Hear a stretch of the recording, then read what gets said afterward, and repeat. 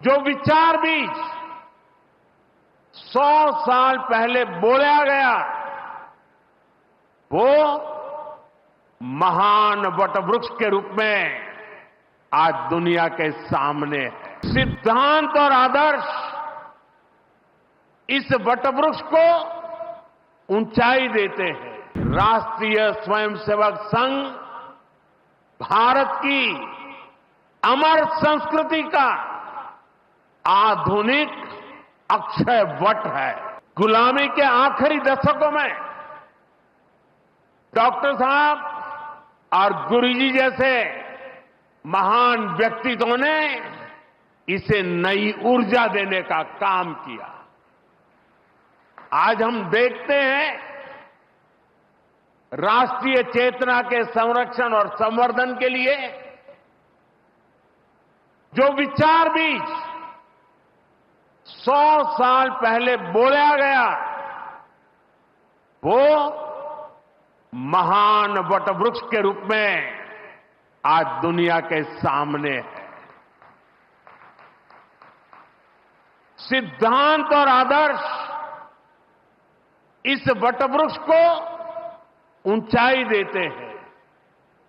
लाखों करोड़ों स्वयंसेवक इसकी टहनी,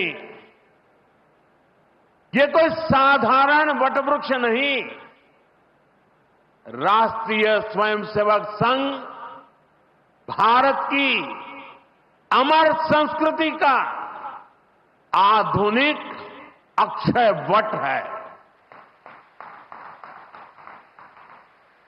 ये अक्षय वट आज भारतीय संस्कृति को,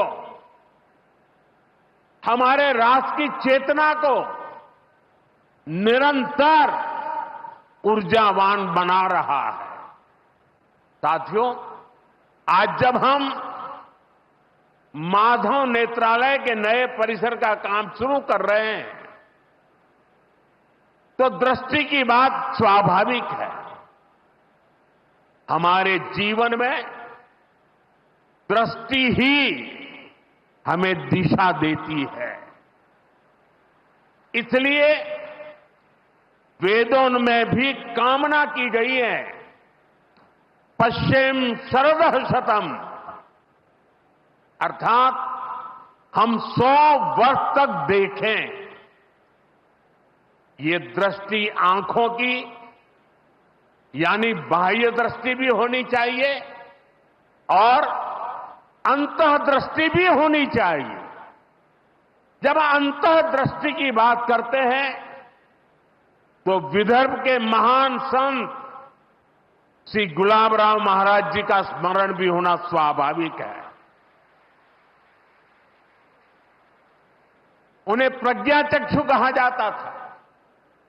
बहुत कम आयु में ही उनको आंखों से दिखाई देना बंद हो गया, लेकिन फिर भी उन्होंने अनेकों पुस्तकें लिखी थी। और अब कोई भी पूछ सकता है कि जब आंखों से दिखाई नहीं देता है तो उसके बावजूद भी कोई इतने ग्रंथ कैसे लिख सकता था? इसका उत्तर ये है कि उनके पास भले ही नेत्र नहीं थे लेकिन दृष्टि थी। जी न्यूज।